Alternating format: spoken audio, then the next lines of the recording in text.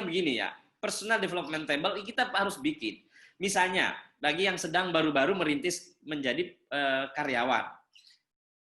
Juli 2020, sekarang Juni, itu saya harus, yang saya belum ke saya itu change management, bagaimana mengelola perubahan. Saya harus belajar ini.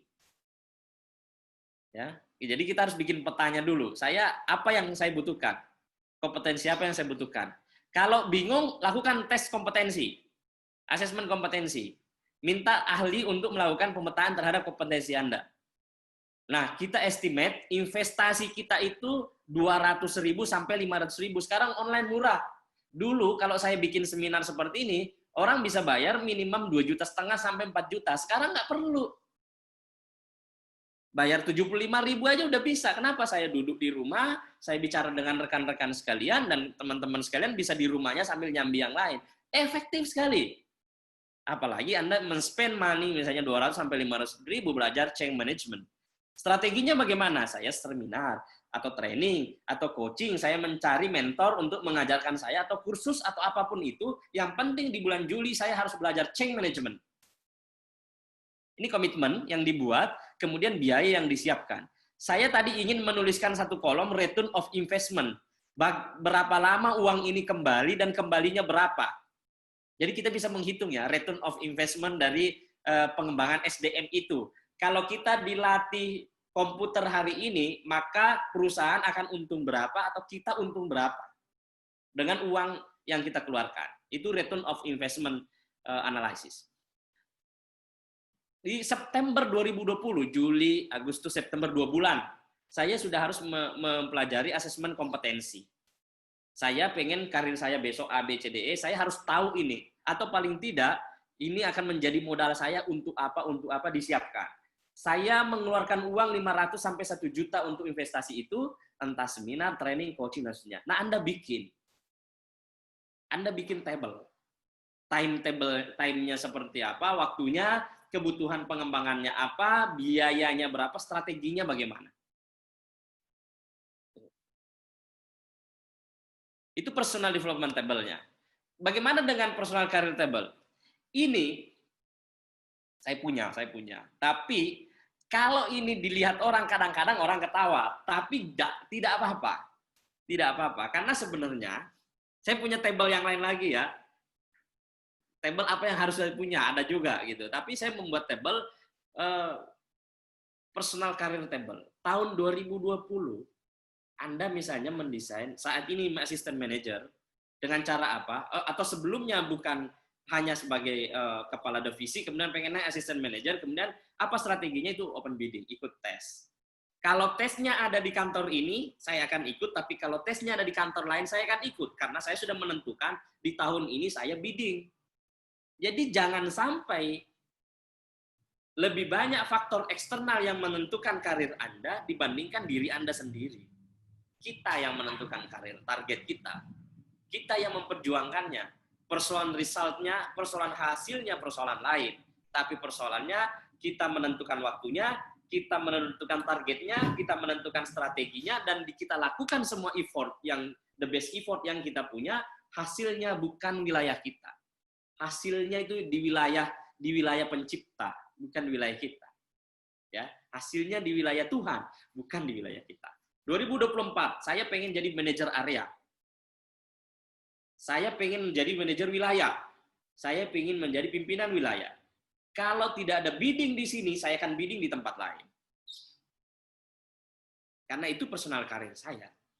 Dan seterusnya, dan seterusnya. Kalau rekan-rekan sekalian mau tahu, saya punya. 10 tahun saya menjadi pengajar karena saya harus belajar banyak hal. Kemudian berapa tahun saya harus menjadi birokrasi karena saya harus belajar banyak hal. Kemudian di next saya harus masuk karir apa, karena untuk apa, dan seterusnya, dan seterusnya. Saya sudah siap. Saya sendiri sudah. Bahwa hasilnya bukan saya yang menentukan. Tapi paling tidak saya sudah punya path itu. Terima kasih.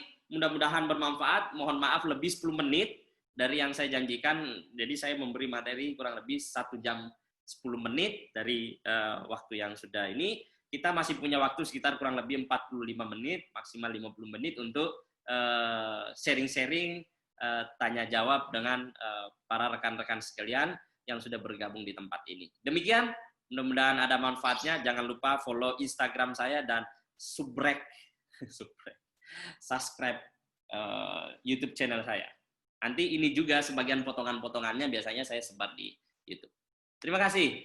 Silahkan rekan-rekan sekalian, sudah ada yang mungkin menyampaikan atau ada yang langsung ingin menyampaikan tatap muka di sini, silahkan. Saya buka, silahkan dibuka mute-nya dan dibuka videonya untuk menyampaikan hal-hal yang diinginkan atau yang ingin ditanyakan. Silahkan. Halo? Ada?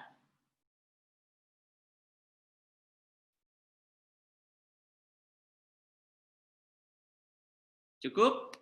Wah, kalau cukup waktunya masih banyak. Mbak Tutut? Saya belum sapa tadi Mbak Tutut sebelum awal karena sudah berjalan baru bergabung. Mbak Tutut ini di Kementerian Pemuda dan Olahraga. Beliau salah satu eselon 4 di sana. Oke, saya stop record dulu ya.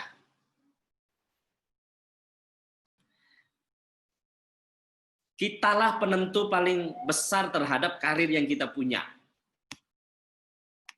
Si karyawan sendirilah yang punya peran menentukan karirnya secara lebih besar. Bahwa faktor lain mempengaruhi karir kita, iya, tapi kitalah yang paling besar harus menentukan dan mempengaruhi karir kita sendiri. Jangan kemudian kita hanya berhenti pada menunggu sesuatu yang sifatnya eksternal faktor untuk mendorong karir. Karir itu ketika kita terjemahkan lebih jauh bukan hanya persoalan jabatan. Jabatan itu hanya tempat berkarir. Tempat wadahnya. Tapi karir itu adalah keluasan peran. Nah, keluasan peran itu dibutuhkan karena jangan sampai kita dititipi potensi oleh Tuhan, oleh pencipta, tapi kita tidak memaksimalkannya. Nah, kalau terminologi bahasa syukur itu memanfaatkan sebaik mungkin dan semaksimal mungkin pemberian Tuhan. Itu. Kalau agak lebih jauh, nanti lama-lama jadi ustadz nih.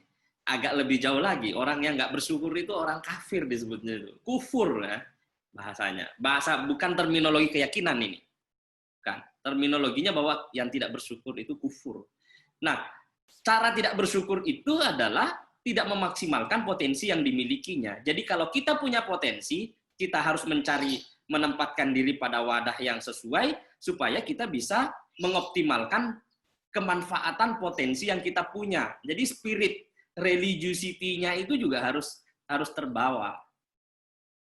Bukan spirit materialistik, tapi spirit religiosity. Nah, dengan begitu dorongan kita untuk berkarir itu semakin kuat. Satu, yang pertama. Yang kedua, kadang-kadang kita tidak utuh melihat gambar, ya. Kadang-kadang kita tidak utuh melihat gambar karena kita tidak berada di dalam frame. Itu. Karena kita berada di dalam frame, maaf. Kita tidak utuh melihat gambar karena kita dalam frame. Kalau kita dalam gambar kan kita nggak bisa melihat gambar. Nah, kadang-kadang kita butuh waktu untuk sedikit berjarak untuk melihat diri kita. Ya, kalaupun tidak mau berjarak, ada cara yang diajarkan oleh Kuli, looking the glass of self. Ada diajarkan Kuli itu, ngaca lah paling tidak ya, ngaca. Ngaca sederhananya ngaca. Tapi melihat diri dari agak berjarak itu lebih memungkinkan kita mengevaluasi diri kita 10 tahun, saya karir ini. Seharusnya saya bisa ini, seharusnya potensi saya begini. Dievaluasi sedemikian rupa. Dilihat, self-reflection dilakukan. Yang ketiga, sering-sering melihat keluar. Jadi jangan sampai pekerjaan kita ini membuat kita tidak bisa melihat pemandangan di luar sana. Jangan-jangan kita masih fokus melihat apa yang kita hadapi, ternyata di luar sana cuacanya sudah berubah. Itu. Sangat sederhana sekali situasi cuaca ya. Kita di dalam kantor itu kadang nggak tahu kalau hujan. Kita kadang-kadang pengen pulang kantor itu nggak ngeliat ke jendela dulu. beres-beres tas, beres-beres barang, turun sampai di bawah, akhirnya numpuk di bawah menunggu hujan turun bersama teman-teman yang lain. Kenapa? Karena tidak melihat keluar. Ilustrasinya sesederhana itu, tidak melihat keluar, akhirnya nunggu di tempat penungguan yang seharusnya tidak nyaman. Kan bisa di meja sendiri, sambil bikin kopi, nunggu hujan, misalnya, daripada nunggu di bawah, atau di lobi misalnya. Sesekali kita melihat keluar. Dalam istilah industri dan organisasi itu benchmarking. Berdiskusi dengan pihak luar, karir di sana bagaimana? Pekerjaan di situ bagaimana? Bagaimana situasi di luar? Perusahaan di luar bagaimana? Kementerian lain bagaimana dan bagaimana? Saya kira 3 hal itu dilakukan. Kemudian yang tidak kalah pentingnya, last but not the least, dibalik-balik aja. Nah, yang paling terakhir itu ekosistem, Mbak. Kolegialitas, pertemanan, persahabatan. Pertemanan, persahabatan itu menjadi komponen yang sangat penting dalam karir. Itu. Jangan dikesampingkan pertemanan, persahabatan. Karir kita bisa tergantung teman kita seperti apa. Kalau teman kita adalah orang-orang yang berpikir maju ke depan, sedikit banyaknya kita terpengaruh untuk berpikir maju. Kalau teman kita penjual minyak wangi, ya kita wangilah, gitu kurang lebihnya. Tapi kalau teman-teman kita tidak berpikir ke depan, bisnis as usual, ya sudahlah seperti ini saja. Jangan-jangan kita sedang mengubur potensi yang kita miliki, yang semestinya bermanfaat untuk lebih banyak orang lagi, tapi kita simpan rapat-rapat dan kita bawa sampai akhir hayat kita. Kita hati-hati di situ. Saya kira mudah-mudahan terjawab. Kemudian Pak Dey, bagaimana caranya keluar dari common practice menuju best practice? Kuncinya learn. Learn itu, belajar itu adalah kunci paling utama dari sebuah proses perubahan situasi diri. Misalnya situasinya di common practice yang apa orang umum lakukan, saya lakukan. Best practice apa yang terbaik di tempat lain, saya contoh. Tapi untuk naik ke level selanjutnya dari common practice ke best practice, tanpa belajar, tanpa mengembangkan diri, maka akan sangat sulit. Maka saya berikan tawaran tadi itu, tawaran saya, buatlah tabel sederhana untuk memetakan kompetensi apa yang saya butuhkan, kapan saya harus isi gap kompetensi itu.